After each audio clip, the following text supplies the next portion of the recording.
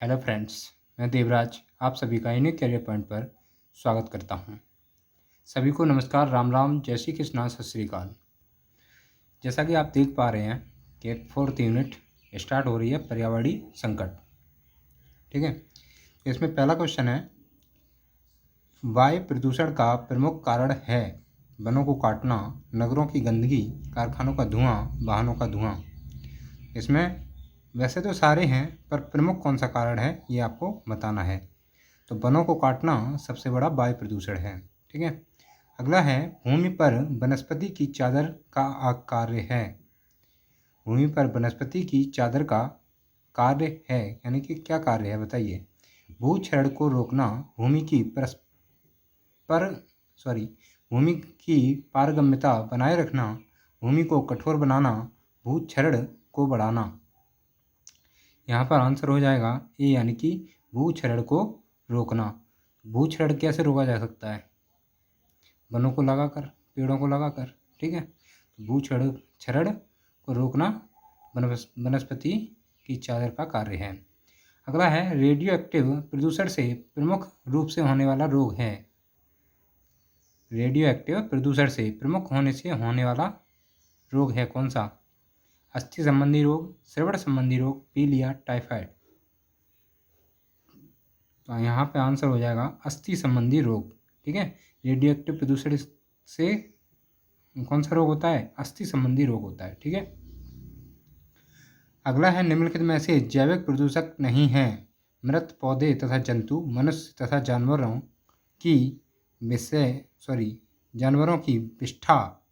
विष्ठा यानी कि मल।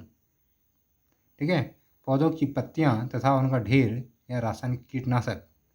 आंसर हो जाएगा डी, यानी कि रासायनिक कीटनाशक जो है जैविक प्रदूषक नहीं है। ठीक है, अगला है, विविक्त प्रदूषक होते हैं वायु में मिले वे प्रदूषक जो गैसीय अवस्था में रहते हैं। वायु में मिले वे प्रदूषक जो ठोस या द्रव अवस्था में रहते हैं। मृत प्राणियों के द्वारा उत्सर्जित पदार्थ, इनमें से कोई नहीं। इसका आंसर हो जाएगा बी, यानी कि वायु में मिले वे प्रदूषक जो ठोस या द्रव अवस्था में रहते हैं। ठीक है, अगला है, निम्नलिखित में से विविक्त प्रदूषक नहीं है। एरोसोल, धुंध, धुआं, कार्बन डाइऑक्साइड। आपका आंसर हो जाएगा डी, यानी कि कार्बन डाइऑक्साइड विविक्त प्रदूषक नहीं है।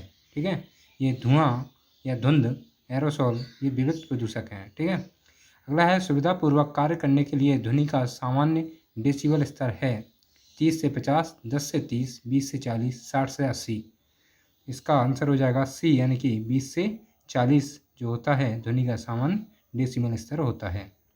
ठीक है, 20 हर्ट्ज से 40 हर्ट्ज, 20,000 हर्ट्ज से 40,000 हर्ट्ज तक। ठीक है, अगला है, भोपाल गैस दुर्घटना में स्थापित होने वाली विषैली गैस थी, कौन सी थी? नाइट्रोजन मोनोऑक्साइड, मिक, CFC या मीथेन।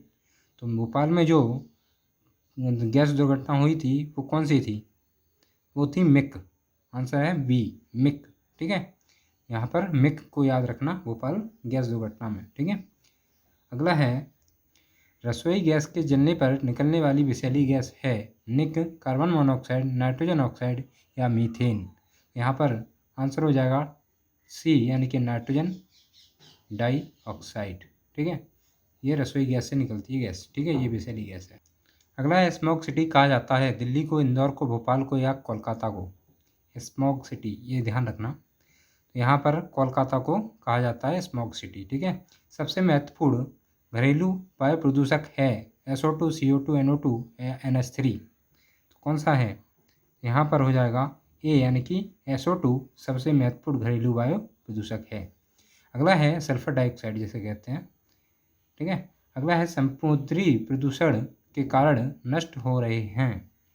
बताइए, समुद्री प्रदूषण के कारण क्या चीज़ नष्ट हो रहे हैं?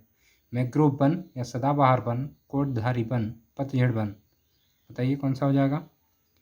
यहाँ पर हो जाएगा बी, मैंग्रोव वन। ठीक है, मैंग्रोव वन, इसके बारे में आप पढ़िएगा, गूगल पर सर्च करना मैंग्रोव वन क्या होता है, तो आपको पूरी जानकारी मिलेगी डिटेल में। ठीक है, अगला है, हरित भवन का संबंध होता है CFC, nitrogen, carbon dioxide, oxygen.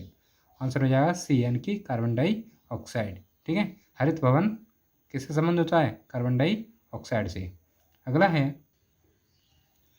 वैज्ञानिक खोजों ने वायुमंडलीय छन्नी की एक परत में छेद हो जाने से सावधान किया है। यह परत है हाइड्रोजन की, नाइट्रोजन की, ऑक्सीजन की, ओजोन की।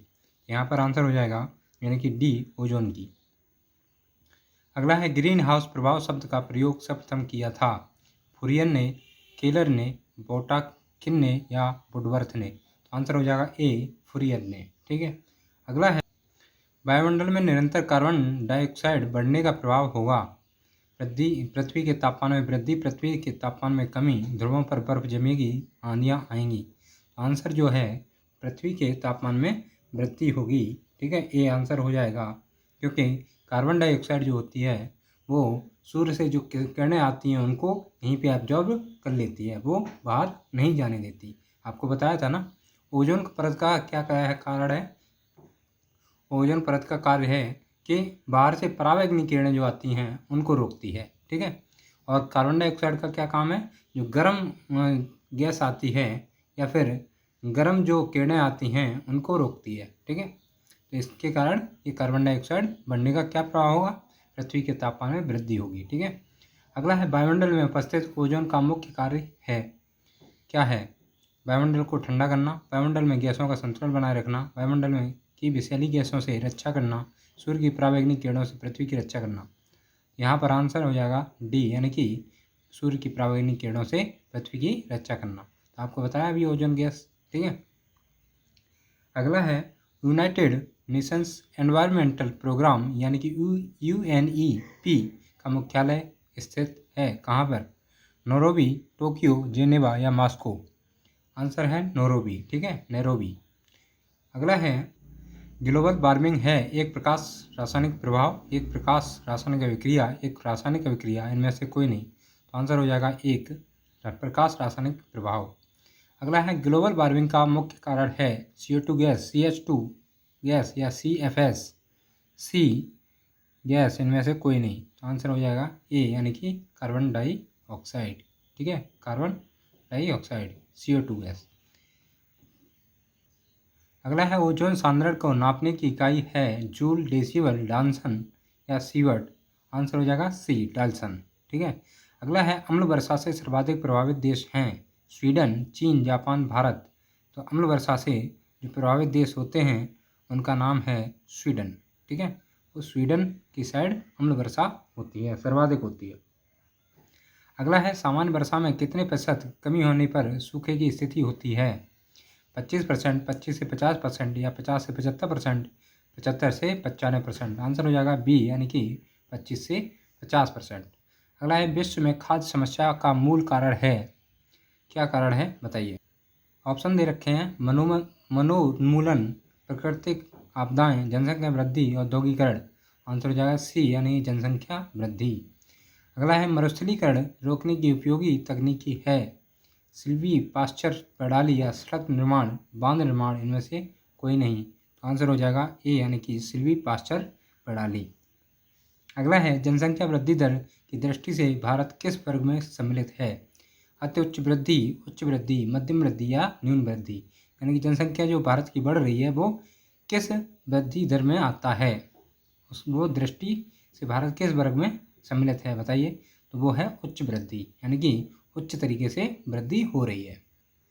अगला है, एक इकाई समय में किसी जनसंख्या में मरने वाले जीवों व्यक्तियों की औसत संख्या को क्या कहते हैं? जन्म दर, मृत्यु दर, व दोनों, इनमें से कोई नहीं। तो आंसर हो जाएगा मृत्यु दर। ठीक है। एक इकाई समय में किसी जनसंख्या में मरने वाले जीवों को, यानी जो मरते हैं ना, तो मृत्यु दर कहेंगे, जन्म लेंगे तो जन्म दर कहेंगे। ठीक है, यहाँ पर मृत्यु दर हो जाएगा। अगला है, जनसंख्या वृद्धि से तात्पर्य है किसी इकाई क्षेत्रफल में निश्चित समय में बढ़ी हुई आबादी या जनसंख्या, या किसी इकाई क्षेत्रफल में निश्चित समय में घटी हुई आबादी या जनसंख्या, आप दोनों, इनमें से कोई नहीं। तो जनसंख्या वृद्धि पूछा है तो आबादी बढ़ेगी ना, तो ये हो गया आंसर। ठीक है। अगला है, मानव द्वारा उत्पन्न पर्यावरण संकट तथा प्रकोप को 3 भागों में बांटा गया है, जो हैं ऑप्शन ए भौतिक संकट, रासायनिक संकट, सामाजिक संकट, उपरोक्त सभी। तो आंसर हो जाएगा डी, यानी कि उपरोक्त सभी जो हैं वो क्या है? मानव द्वारा उत्पन्न पर्यावरण संकट है जो तथा प्रकोप है, जो 3 भागों में बांटा गया है। ठीक है। भौतिक संकट, रासायनिक संकट या सामाजिक संकट। ये कौन से हैं?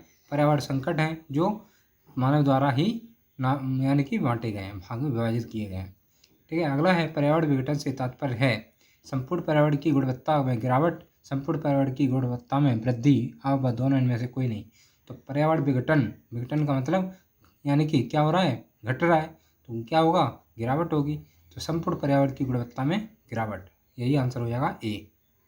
अगला है जनसंख्या वृद्धि के प्रमुख कारण हैं अधिक जन्म दर, अशिक्षा, बाल विवाह, बेरोजगारी या अंधविश्वास, महिलाओं की अनभिज्ञता आदि। उपरोक्त सभी, आंसर हो जाएगा डी, यानी कि उपरोक्त सभी।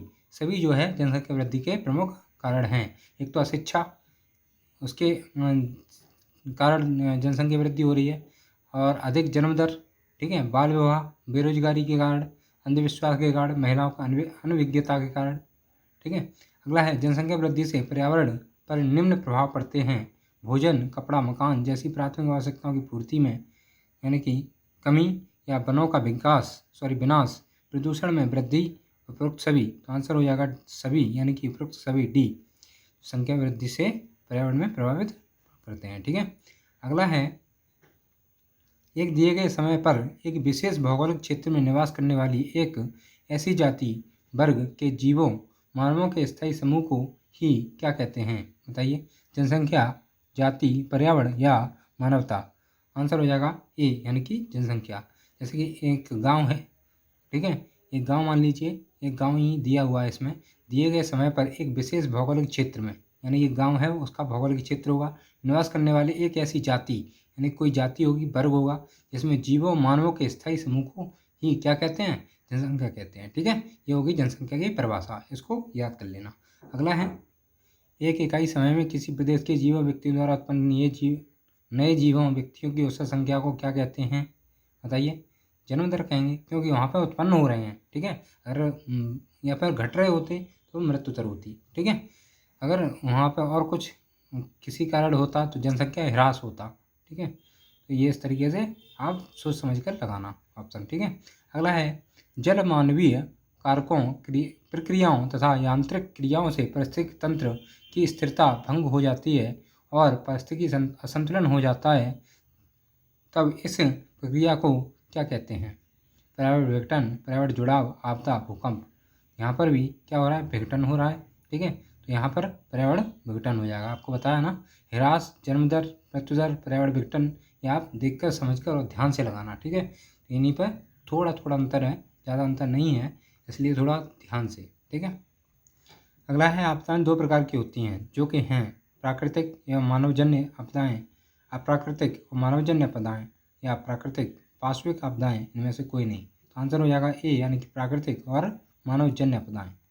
अगला है आपदा प्रबंधन से आशय है आपदाओं की रोकथाम, आपदाओं से बचने की तैयारी, राहत और पुनर्वास। उपरोक्त सभी, ये सभी जो है आपदा प्रबंधन से आशय रखते हैं। आपदाओं की रोकथाम करना, आपदाओं से बचने की तैयारी और राहत पुनर्वास, ये सभी आपदा प्रबंधन है। ठीक है, यानी कि आपदा से पहले व्यवस्था करना, वही आपदा प्रबंधन कहलाता है। अगला है पर्यावरण प्रदूषण एवं पर्यावरण विघटन में अंतर है, क्या है? तो पर्यावरण प्रदूषण मानवीय क्रियाओं से होता है, जबकि पर्यावरण विघटन प्राकृतिक एवं मानवीय दोनों प्रकार की क्रियाओं से होता है। ये सही है। अगला है प्रदूषण का कुप्रभाव धीमी गति से निरंतर होता रहता है, जबकि पर्यावरण विघटन का प्रभाव अचानक होता है। ये भी सही है।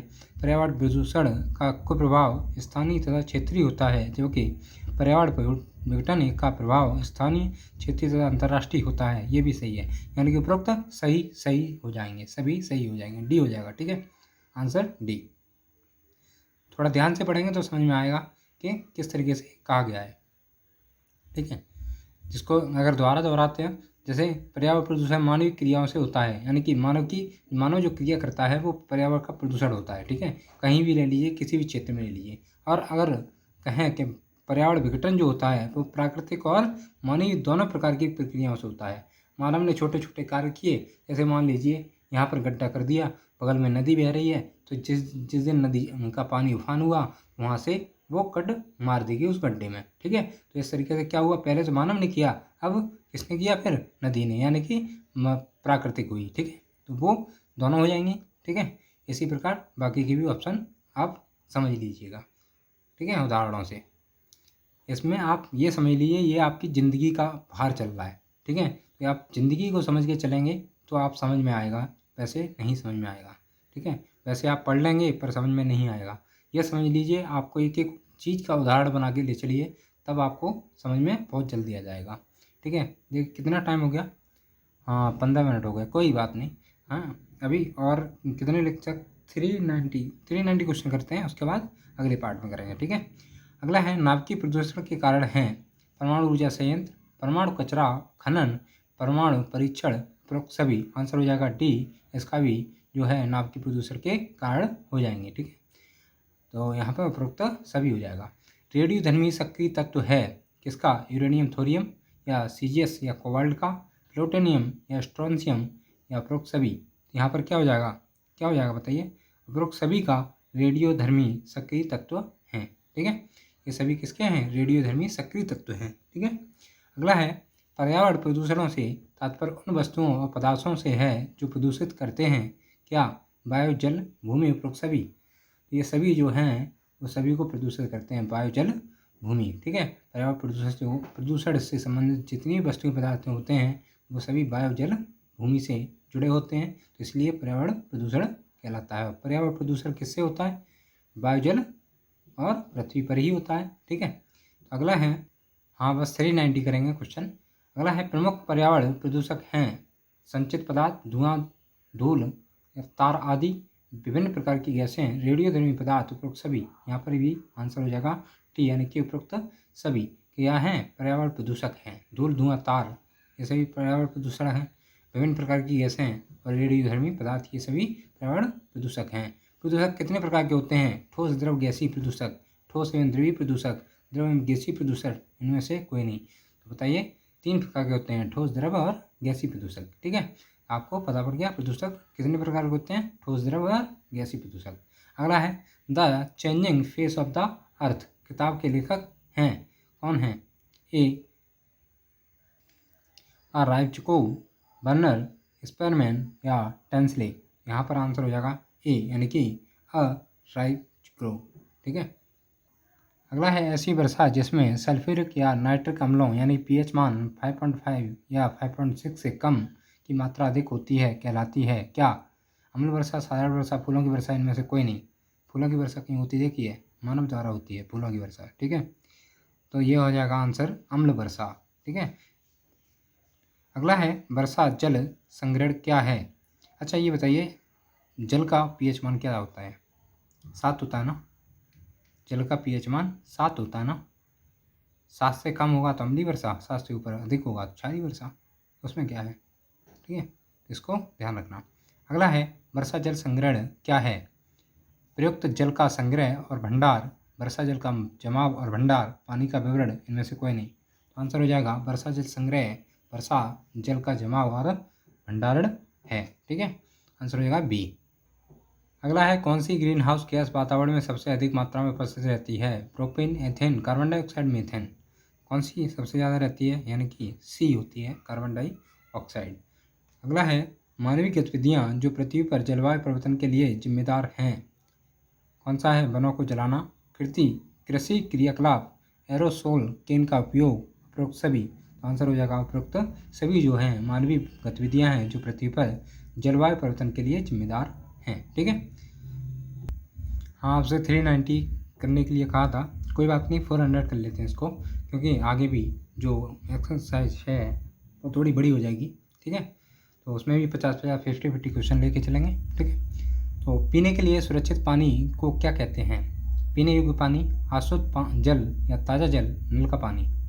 पीने योग्य पानी होता है उसे ही पीने के लिए सुरक्षित पानी कहा करते हैं, ठीक है। अगला है वर्ष 1984 यानी कि 1984 की भोपाल गैस त्रासदी निम्न में से किस गैस से रिसाव के कारण हुई थी, मिथाइल आइसोसाइनेट या nitrous oxide, methane, carbon monoxide. तो आंसर हो जाएगा क्या, ए, यानी कि मिथाइल आइसोसाइनेट, ठीक है। ये कौन सी गैस थी आपको ये बताना है। उस गैस का नाम क्या था, मिक था भाई, मिक याद रखो थोड़ा, मिक नाम था, ठीक है। तो यहाँ पर हो जाएगा मिक, सॉरी आंसर हो जाएगा क्या, ए, मिथाइल आइसोसाइनेट, ठीक है। या हो गया है साइनेट कर लेना। ठीक है, अगला है, हाँ उसका गैस का नाम बताओ। अरे मिक है, मिक फिर से भूल गए, कोई बात नहीं, मिक याद कर लो, लिख लो उसको। अगला है विश्व पर्यावरण दिवस कब मनाया जाता है? 2 दिसंबर, 14 सितंबर, 5 जून या 11 जुलाई। तो आंसर हो जाएगा यहाँ पर सी, यानी कि 5 जून। हाँ एक गलत लिखा हुआ है उसमें, 5 जून कर लीजिए सी। ठीक है, अगला है तप्त भौमजल से किस प्रकार की ऊर्जा प्राप्त होती है? जल विद्युत ऊर्जा, सौर ऊर्जा, भूतापीय ऊर्जा, नाभिकीय ऊर्जा। आंसर हो जाएगा सी, यानी कि भूतापीय ऊर्जा। ठीक है, भौमजल से हो रही है ना, वैसे तप्त भौमजल। ठीक है, तो भूतापीय ऊर्जा हो जाएगी। अगला है ओजोन परत का अधिकतम ह्रास निम्न में से किस पर हुआ है? बताइए, ओजोन परत का अधिकतम ह्रास निम्न में से किस पर हुआ है? उत्तरी ध्रुव पर, दक्षिणी ध्रुव, भूमध्य रेखा, इनमें से कोई नहीं। बताइए, तो यहाँ पर आंसर हो जाएगा दक्षिणी ध्रुव पर। दक्षिणी ध्रुव जो है वहाँ पर सबसे ज़्यादा ओजोन परत का ह्रास हुआ है। ठीक है, याद रखना दक्षिणी ध्रुव। अगला है रेड डाटा बुक किससे संबंधित है? नदियों में प्रदूषण या घटना भूगर्भ जल स्तर या विलुप्त की करीब जीव वायु प्रदूषण। तो यहाँ पर आंसर हो जाएगा रेड डाटा बुक जो है विलुप्त के करीब जीव पर आधारित है। आंसर होगा सी। ठीक है, अगला है, लास्ट ही है। अगला है निम्नलिखित पराबैंगनी किरणों में से कौन सा अधिक हानिकारक है? UVA, UVB, UVC या इनमें से कोई नहीं। आंसर हो जाएगा UVC, यानी कि अल्ट्रावायलेट किरणें सी जो है सबसे ज़्यादा अधिक हानिकारक होती हैं। ठीक है, अगला है, अगला क्या है, यहीं तक वीडियो समाप्त करते हैं। मिलते हैं आपसे अगले वीडियो में। आपने सब्सक्राइब नहीं किया सब्सक्राइब कर लीजिए। वीडियो के अंत तक बने रहने के लिए आपका बहुत बहुत धन्यवाद। सब्सक्राइब करिए, लाइक कर लीजिए, आपको अच्छा लगा तो कमेंट करिए, शेयर करिए, अपने दोस्तों को भी बांटिए वीडियो, जिससे कि आपके दोस्त भी पास हो जाएं। ठीक है, आपको बता दें कि आपके बीएड में 100 क्वेश्चन आएंगे, उसमें से 50 क्वेश्चन आपको करने हैं। ठीक है, तो जय हिंद, जय भारत। मिलते हैं अगली वीडियो में। धन्यवाद।